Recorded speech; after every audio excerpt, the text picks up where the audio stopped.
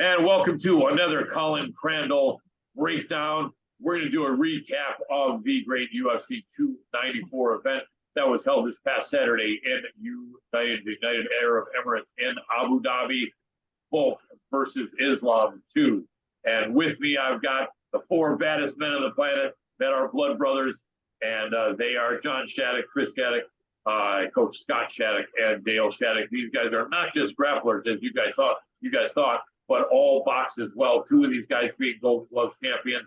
Other guys fought Golden Glove. A couple of these guys having jiu-jitsu belts at a high level. And so these are amazing combat sports encyclopedias who have been there and done that. Always happy to be here. You guys can see going clockwise below me, we have Dale Shaddock, Coach Scott Shaddock, Chris Shaddock, and John Shaddock. And so we're going to jump in here. It's great to have you guys. And let me go here. And why don't we just recap the four or five fights that we talked about, and maybe I can make a quick mention of the others. Not everyone had time. This card was on super early, and not everyone, including me, had a chance to watch every single fight. And I know not everyone does that when you have a family and you got a life. So let me pull this up here, and of course it's going slow because I got so much stuff open. And there's UFC 294, and of course that's not taking me to the place that I wanted to go to, and of course it's not showing me. There we go. Yes, right now. All right, and there we go. Okay. Unusual fights on this card include Javid Basharat against Victor Henry. Javid Basharat is an Eastern Bloc guy fighting out of England. They call him the Snow Leopard. Undefeated, 14-0 with 11 submissions. He was 4-1 favorite over Victor Henry, although Victor Henry's a tough guy with Josh Barnett in the corner. I'm sure you guys remember Josh Barnett, babyface assassin, also the War Master. Basharat landed a blow to the cuff, and really, I think, caught it right in the spot that really caused tremendous pain for Victor Henry. They brought in a doctor who was trying to convince the fighter that groin shot shouldn't have hurt as much as the fighter was showing that it did. I don't think I've ever heard of a doctor taking that stance. Have you guys in all your wrestling and boxing ever heard of them bringing a doctor in and him going to a fighter or even the referee and say, "Oh, it shouldn't have hurt that much. Get back in here." That's kind of insane. He went to the hospital. That kid was puking blood. Yeah. He went to the hospital. Yeah, it's insane. I mean, that ref was out of his mind. Yeah, the doctor. Yep. And so that's unfortunate. And it was a no contest. But now the guy that landed the blow, Basharat's team, is trying to protest it, say, "Oh, I made that veteran quit. That's got to be a win on my ledger." And good luck with that. It's not going to be.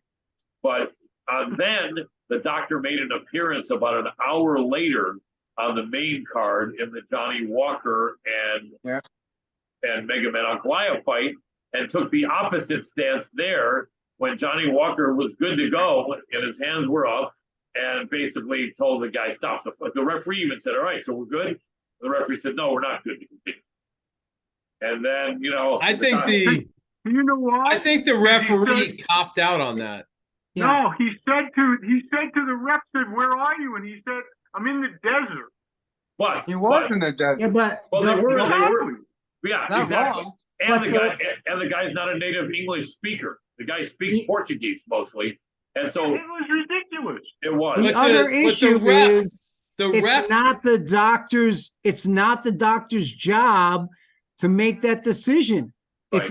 If it was a direct shot, purposely done, then it's disqualification. And if it was an accidental, that's still the referees, and they give you 5 minutes. Yeah. They give you, and Johnny Walker was saying, "Give me 5." The ref copped out. The ref copped out and basically put it on the doctor, and he should have never. It was a disqualification because he need him in the head when he was grounded. It's like not for nothing, but the post-fight prophet said that this was not going to be worth watching, and the fans were going to lose. I said it before the fight started. You did. Chris did say that. Yeah. It's, the one thing that I thought, all of you guys are wrestlers, so let me ask you this. In the position that Johnny Walker was in, he was kind of wedged up against the fence, and he had his long 6'6" arm kind of on the ground, keeping him from being pushed to the ground. And Ankalaev was kind of landing these shots without much leverage as he was trying to seatbelt him and get some punches with the other hand. And Walker pretty much was putting his hand up and kind of blocking them. And what I wonder is if Ankalaev really is as good as like a Khabib Nurmagomedov or an Islam Makhachev, or if he really is an elite level sambo player and grappler from Dagestan, which Khabib has shown is just as pretty close to being as good as like a P1, All-American or even national champion. And I'm going to go in order here. I'm going to ask each of you this. Why could Ankalaev drag him onto the ground from that position? I'm going to start with Dale Shaddock. And I know this is the last, not even any notice, and you didn't even have a chance to think about this, but what was it just the Don't fact forget, you got to go with Chris last, though. We'll go with Chris last. Okay, so we'll go Dale, Scott, and John, and then Chris.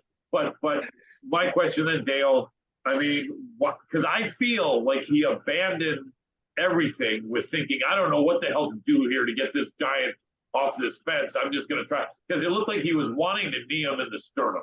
It really looked like that was his thinking. And he's never been accused of being a cheater before or following anyone on purpose.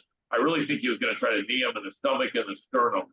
But to me, why is it that he was 3 inches shorter? What would he have had to do, and how surprising to you was it that he could, with confidence, rip that man off the fence and get him on the ground? Start with Dale. I actually just think it's like you get into the moment of the fight, and I agree. And he just had this thing of throw the knee, and they just forget. I don't know if it's like a forget what the game plan is. I don't think it had anything to. I don't think it was anything that Johnny Walker was doing. I think it was just, in a sense, it was a stupid move by him, and I think he wanted to knock him out. Yeah, I think he should have. I think he should have been disqualified. I don't think it should have been a no contest. Yeah, I think that the position is a quad pod. Johnny Walker was baiting him in because the quad pod, your hands are on the mat, then they're off the mat, then they're on the mat, then they're off the mat. And he was just waiting for him to pull him in. And I think Ankalaev got frustrated, got pissed, and just let it go. Who else did it? Jan did it to Aljamain Sterling. And he, I wonder, do they fight that way maybe in Russia? Or there's some the Sambo does a lot of grappling and striking. And they also used to allow in the old Pride rules, they used to allow hands on the mat, you can knee. So I mean, it's something that was there, but in all these organizations, they're not the same.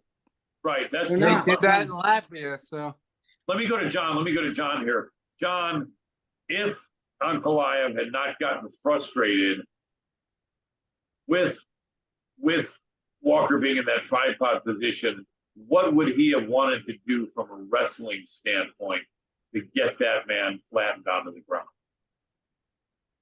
I mean, if you start with, get him from the legs and then pull him out, I guess, and walk up the body, or, I mean, there's a lot of different stuff. Front headlock.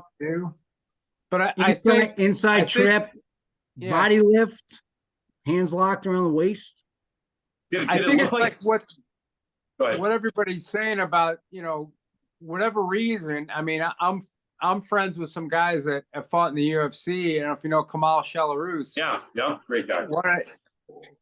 I've met him and watched him, one of the most talented grapplers. And for whatever reason, when he got in the ring, man, all he wanted to do was throw hands. It didn't make any sense to me.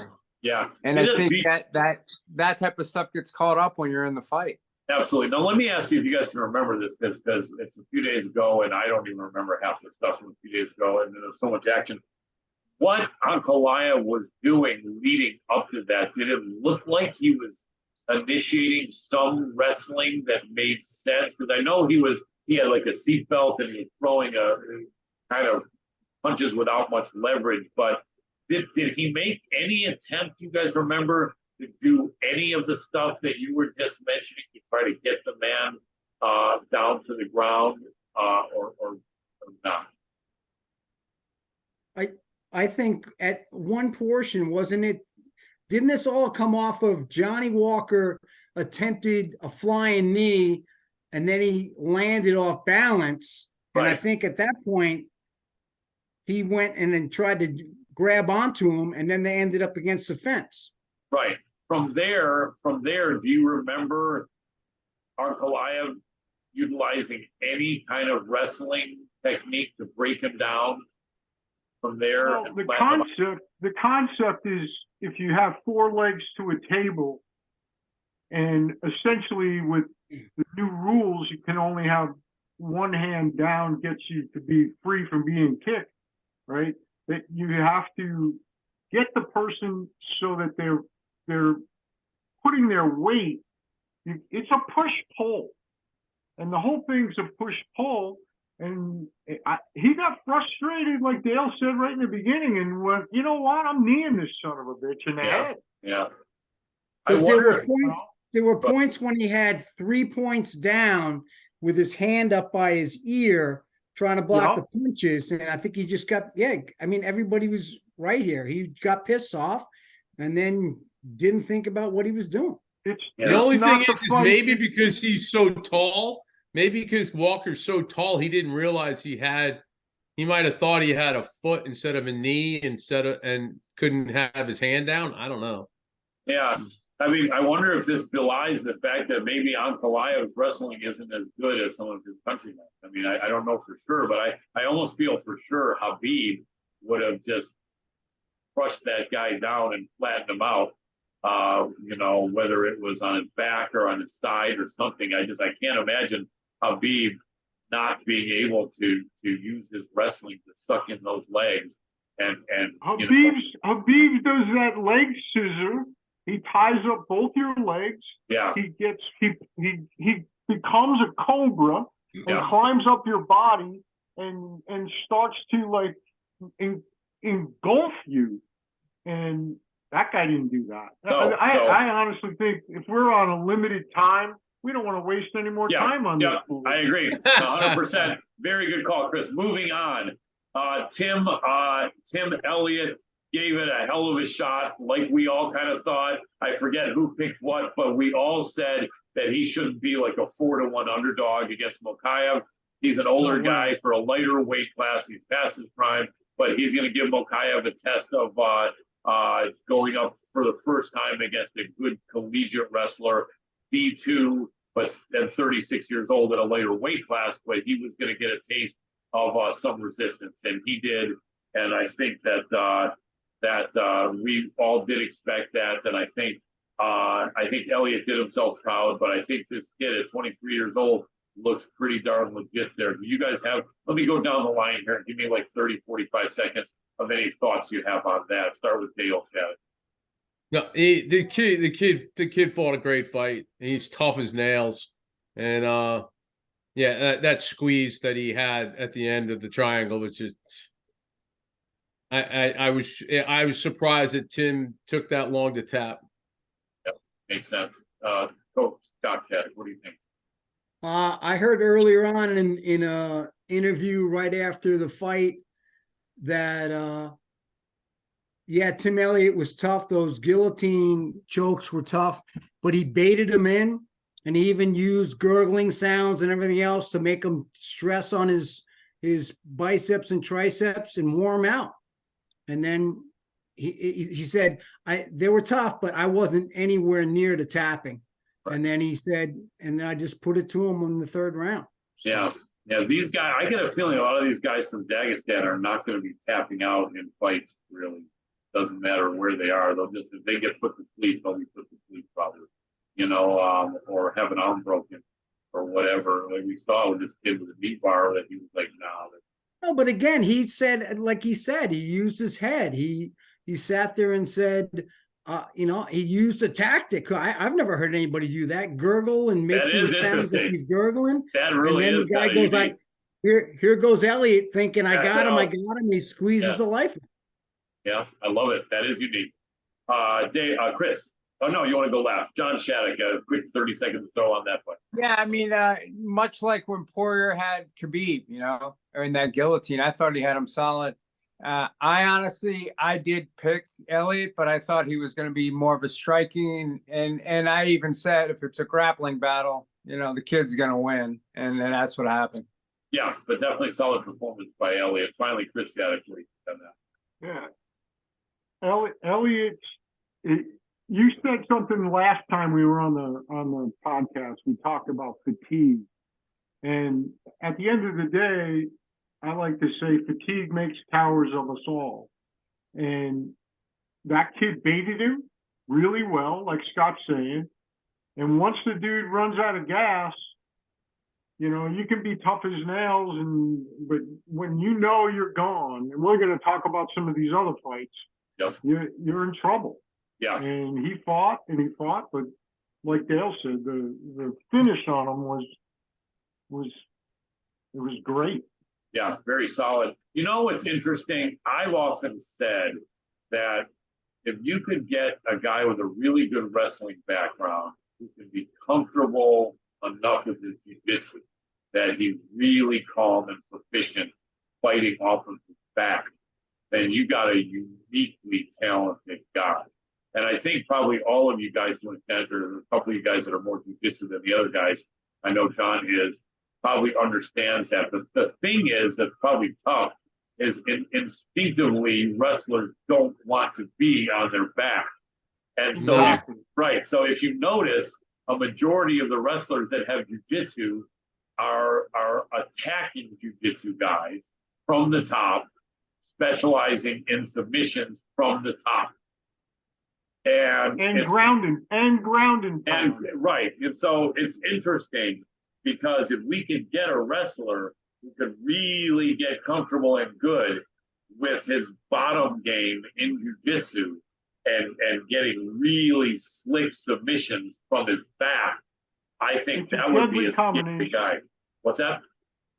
It's a deadly combination, absolutely. Yeah. John Shaddock, what do you think? Because your John is probably somewhat of that guy himself. Is that going to be hard to create a guy like that at the high level just because of the mindset is to not be on your back? It is, and it's funny because you mentioned Josh Barnett earlier, and I was just at a seminar last year with him. He'll not go on. He doesn't do half guard. He doesn't do anything. He's like, nope. I just get out, get my base, and get back in my wrestling stance. He doesn't do anything off his back. No. And a lot of traditional wrestlers do not do that. But yeah, I mean, it's odd now because I'm bigger than a lot and more experienced than a lot of my students. So I play off my back a lot just because of I don't want to be on top and be a dick, speak and smash the guy. And it's helped me. And I've learned it. I think it definitely is an asset. If you could do both, it'd be awesome. That may be the wave of the future.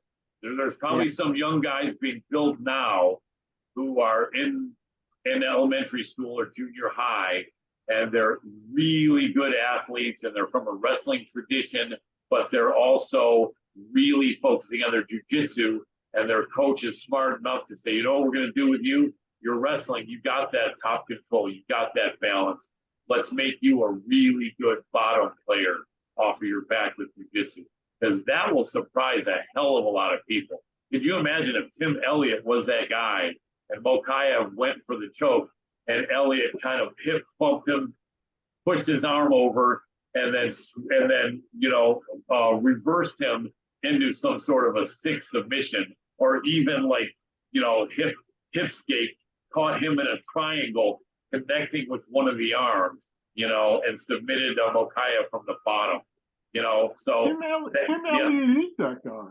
Tim Elliott is that guy. Yeah, He is that guy. He's a quality jiu-jitsu man with a wrestling background. And the reality of it is that kid was better than him. Tim Elliott is a really, really good fighter. He really is. At 36, he's probably not as good as he once was. I think we would all probably admit at 135 pounds. It's different if you're 36 years old at 185 pounds or 205. At 135, it's so much a reflexes game. But he's a great fighter. I'm not putting it down. Hey, I'm looking at the clock now. We got 8 minutes and 35 seconds. Let's move on to the next to the main fights. We have co-main and co-main. Kamaru Usman, 36 years old, going up against a 29-year-old Khamzat Chimaev, and the older man had only 10 days notice, and the older man had never fought at 185 in the UFC. Khamzat had only fought a couple times at 85. I think with all of those circumstances going against Usman, he did remarkably well. A lot of people that saw that fight, including me, felt he was coming on stronger. If this fight had gone 2 more rounds, that might have been an Usman win. I actually have one friend who said he felt it wasn't Usman's win, and the judges got it wrong. But let's go down real quick here. So we're at 7 minutes 47 seconds. Give me a minute or less, each of you guys. Dale, what do you think? Was that a Usman win? Was it draw?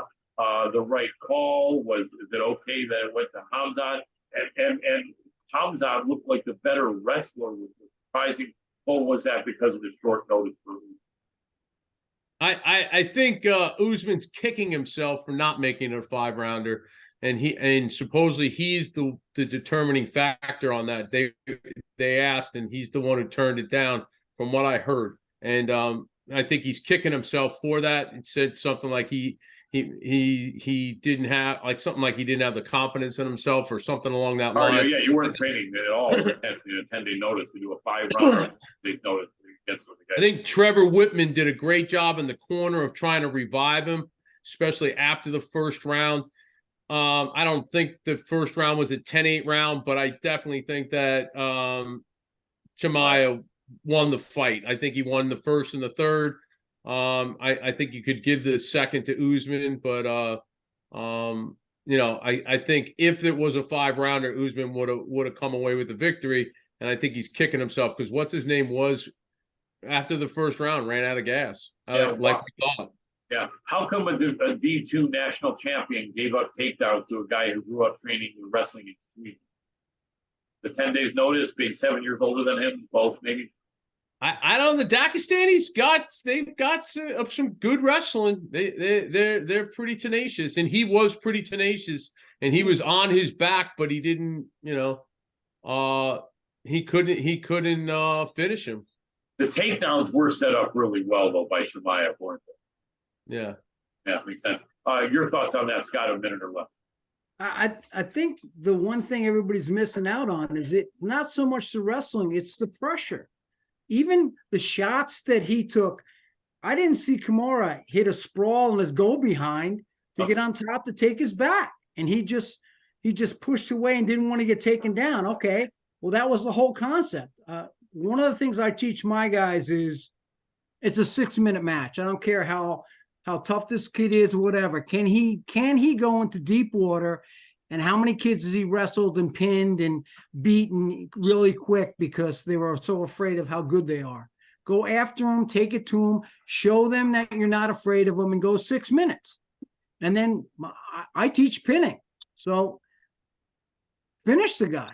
And I think his big mistake was not going 5 rounds. Yeah. If he just watched one of his teammates go with him and wear him out.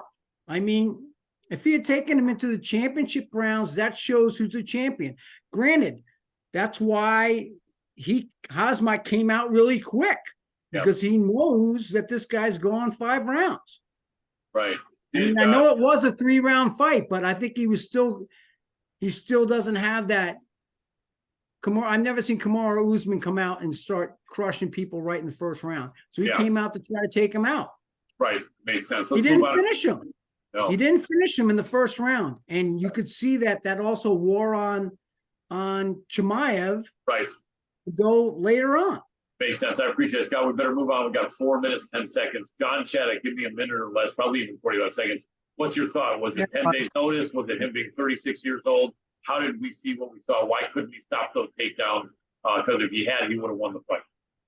I think it's the Dagestani wrestling. I think, you know, and the guy's younger, he's faster. Remember though that Chimaev had that COVID thing, and I think people forget that, and that's part of his gassing out, I think. And had he gone to 5, I think it would have been a different story. I think I don't think I've heard anybody say it wouldn't have been a different story. So right, yeah, Usman looked great. 10 days notice at 36 years old, this 185 weight class. He's a little bit undersized at 6 foot even.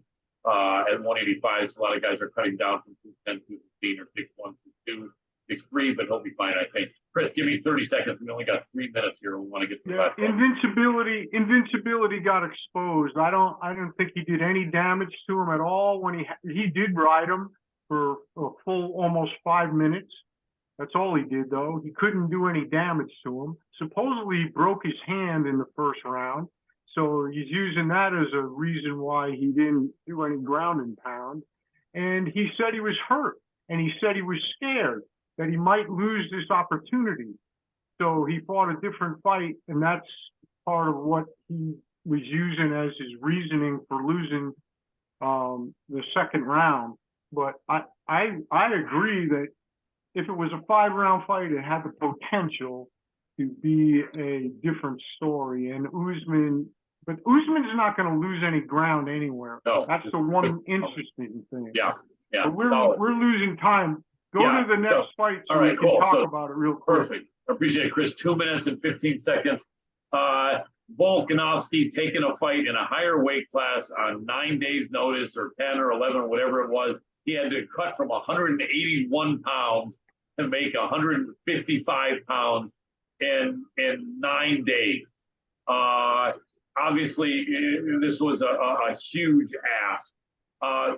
Now you guys put on your striking helmet. You're all your striking hat. You're all strikers as well as grapplers, which you indeed are.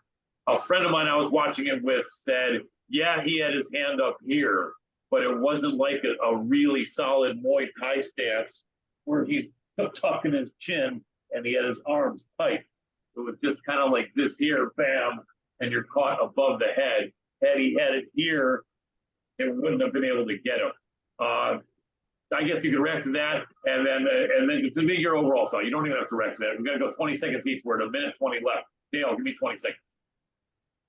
Yeah, I mean, the 30-pound weight cut could have been part of the head trauma to a kick to the head. They said that they were practicing that for Oliveira too, and obviously they saw something in the camp that because I don't think I've ever seen him kick that much. Right, less than a minute. I appreciate it. Go, Scott. Give me 15, 20 seconds back.